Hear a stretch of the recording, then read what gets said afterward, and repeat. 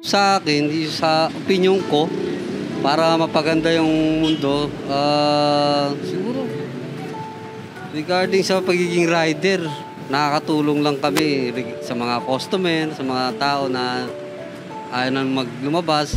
Ganon, sa simpleng pag-deliver, yung iba, pagka busy, so hindi sila nakakalabas, yun ang ginagawa namin. So, gagamit sila ng apps na for delivery. So, para mapadali yung buwan nila, yung gawain nila. Para sa akin po, para maging maayos po, magkaisa, magsumunod sa pamahalaan, saka maiwasan na yung maging makasarili.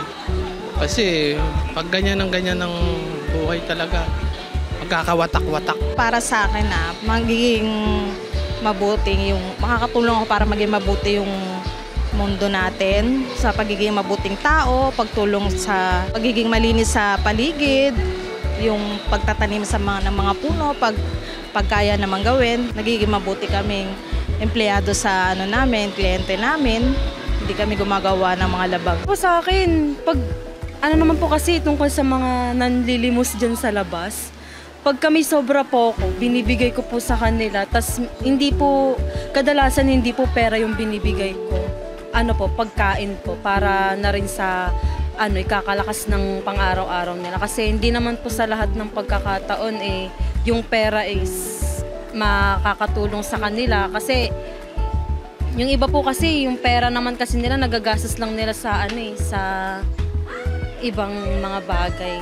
Tutulong pa ako sa mga nangangailangan, lalo na po sa mga yung mga bata pong napapariwara sa kalsada. Sa sarili kong paraan kung paano ko mapapabuti at mapapaganda ang mundo, maraming paraan, pero para sa akin, ang pagtulong sa mahirap siguro isa sa mga paraan para maging mabuti ang mundo. Ang paggawa ng mabuti sa kapwa, yun na yung isa sa mga ginagawa ko.